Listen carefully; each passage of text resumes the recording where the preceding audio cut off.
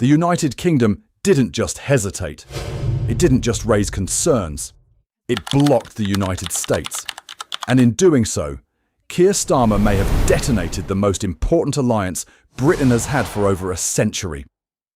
At a time when tensions with Iran are reaching boiling point, at a time when the Middle East is on the brink, Downing Street chose to say no to Washington. And the world noticed. Now is the time for Iran to join us on a path that will complete what we're doing. And if they join us, that'll be great. If they don't join us, that'll be great too.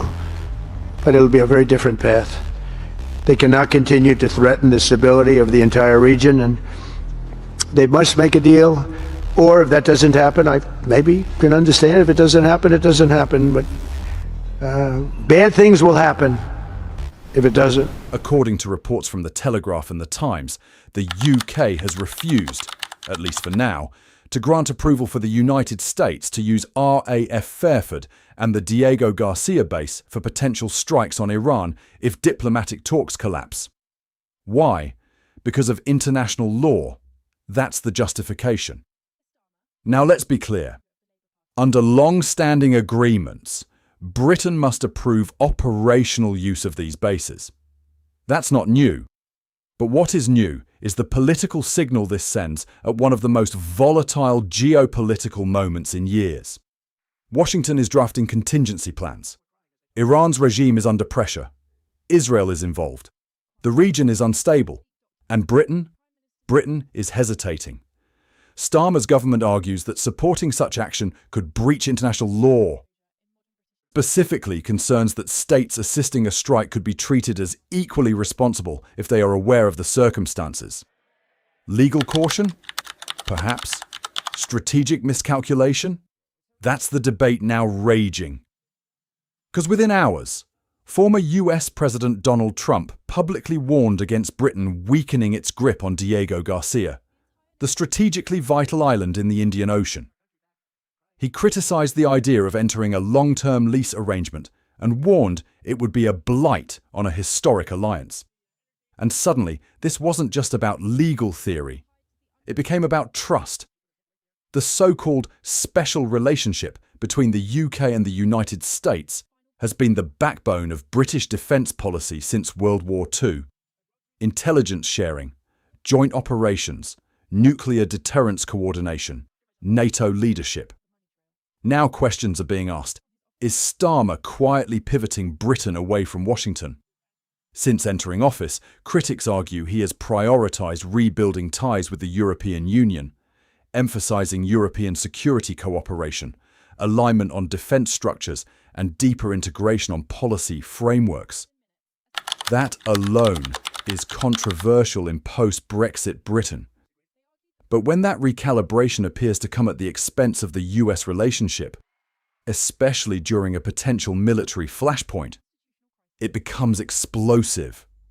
Supporters of Starmer say this is responsible leadership, that blindly backing military action without clear legal grounding would be reckless, that Britain must operate within international frameworks, not emotional alliances. Critics say something very different. They argue that refusing operational flexibility to the United States during a confrontation with Iran signals weakness, that it undermines deterrence, that it places Britain on the sidelines while global power dynamics shift. And here's the political danger for Starmer. This isn't just a foreign policy debate. It feeds into a wider narrative already forming around him, that he is cautious to the point of paralysis, legalistic to the point of indecision, more comfortable in courtrooms than crisis rooms. In geopolitics, perception matters. If Washington begins to question reliability, if NATO allies begin to doubt commitment, if adversaries interpret hesitation as division, the consequences extend far beyond one airbase. But this story doesn't stop at international law. Because the Diego Garcia controversy has ignited something much bigger, a fight over sovereignty, security, and whether Britain is drifting into strategic isolation. This row is no longer just about whether Britain signs off on a potential strike against Iran. It's about Diego Garcia and whether Keir Starmer's government is about to make a decision that could reshape Britain's global posture for decades. At the centre of this storm is one small island in the Indian Ocean, Diego Garcia. To most people, it's barely known. To defence planners in London and Washington, it is priceless. The island forms part of the Chagos archipelago and hosts one of the most strategically important joint UK-US military bases in the world. Long-range bombers, surveillance aircraft, naval facilities. It has been a launch point for operations in Iraq and Afghanistan and remains critical for projecting Western power across the Middle East and Indo-Pacific. And now, it's at the heart of a political and diplomatic tug-of-war. Starmer's government has been negotiating a potential long-term arrangement that could see sovereignty over the Chagos Islands transferred to Mauritius, with the UK and US leasing back the base facilities under agreed terms. On paper, it's framed as resolving a long-standing colonial dispute and aligning Britain with international court advisory opinions. But critics say this is far from a tidy legal exercise. They argue it risks handing strategic leverage to external actors at a time of rising global tension. Enter Donald Trump. In characteristic fashion, Trump did not mince words. He warned that loosening Britain's direct control over Diego Garcia would weaken Western security architecture and send the wrong signal to adversaries. He framed it not as a legal tidy up, but as a strategic retreat.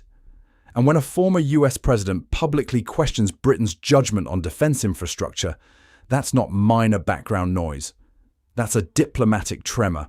Inside Westminster, Conservative MPs have seized on the issue. They argue that Starmer's instinct is to defer to international courts and global opinion rather than defend British sovereign assets outright. They claim that in trying to look responsible and law-abiding on the world stage, he may be eroding hard power. Supporters of the government counter that the military presence itself would remain intact, that leasing arrangements are common, that the base would continue operating exactly as before, just under a new legal structure. But geopolitics is rarely just about paperwork. It's about perception, about leverage, about who ultimately holds the keys. If sovereignty shifts, even symbolically, Britain's strategic autonomy changes. Lease terms can be renegotiated. Political winds can shift. International pressure can mount. And in a world where China is expanding its naval footprint and Iran is flexing regional influence, critics ask, is this really the moment to dilute control over one of the West's most valuable military outposts? The timing could hardly be more sensitive. With tensions escalating in the Middle East, Washington wants certainty. It wants assurance that if operations are needed, there will be no last-minute legal hesitation. What it does not want is ambiguity. Yet ambiguity is exactly what this saga has created. For Starmer, this is a balancing act. On one side, international law, diplomatic repair, post-colonial reconciliation. On the other, hard power politics, alliance management, and deterrence. But here's the political trap. If he refuses operational flexibility to the US over Iran and simultaneously appears willing to renegotiate sovereignty over Diego Garcia, critics will frame it as a pattern of stepping back, a pattern of caution over conviction. And in politics, patterns are powerful. Because once voters begin to see a leader as hesitant on national security, that label sticks. It's not just about Iran. It's not just about Mauritius. It's about whether Britain still sees itself as a decisive global actor. Or équilibré, a cautious middle power, navigating between legal frameworks. But the real danger for Starmer may not come from Washington or Mauritius. It may come from inside his own country, where voters are already asking whether Britain's voice on the world stage is getting quieter. Say Part 3, and we'll break down the domestic backlash, what this means for NATO credibility, and whether this could become Starmer's first major foreign policy crisis. Here's the uncomfortable truth for Keir Starmer. Foreign policy crises don't announce themselves politely, they build quietly, and then they define leaders. This moment, the Iran hesitation, the Diego Garcia negotiations, the transatlantic unease, may not look like a full-blown crisis yet. But politically, it has the ingredients, because inside Britain, the backlash is starting to crystallise. Opposition MPs are framing this as weakness. Commentators are asking whether Britain is drifting into strategic irrelevance. Defence voices are warning that reliability, once questioned, is hard to restore, and NATO credibility is not built on legal caveats, it's built on clarity. The UK has long marketed itself as Washington's most dependable ally. Intelligence cooperation through Five Eyes, nuclear coordination, expeditionary forces, joint planning.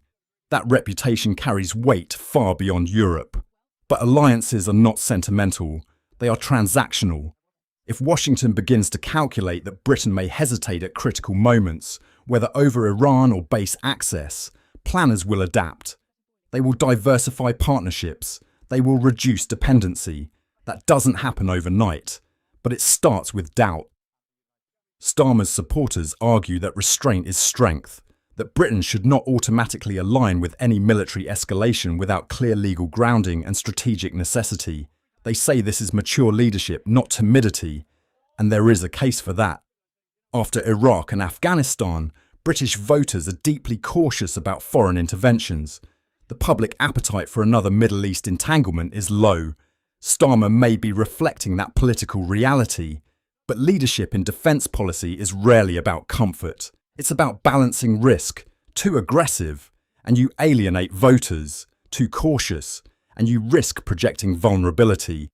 Right now, critics believe Starmer is leaning toward the latter. The Diego Garcia issue amplifies that perception. Even if the base continues operating, even if operational capacity remains unchanged, symbolism matters. Sovereignty signals power. Lease agreements signal negotiation. And in geopolitics, signals are read carefully, not just by allies, but by adversaries. Iran watches, China watches, Russia watches. They assess cohesion. They look for fractures. If Britain appears internally divided and externally hesitant, that analysis feeds directly into deterrence calculations. And this is where the domestic politics get dangerous. Starmer has built his reputation on competence, on steadiness, on being the calm alternative to chaos. If foreign policy begins to look uncertain or reactive, that central brand weakens. Because prime ministers are ultimately judged on moments of tension. Think of how leaders are remembered, for standing firm, for backing down, for miscalculating, for overreaching. This could be Starmer's first defining global test. Will he clarify Britain's position decisively? Will he reassure Washington?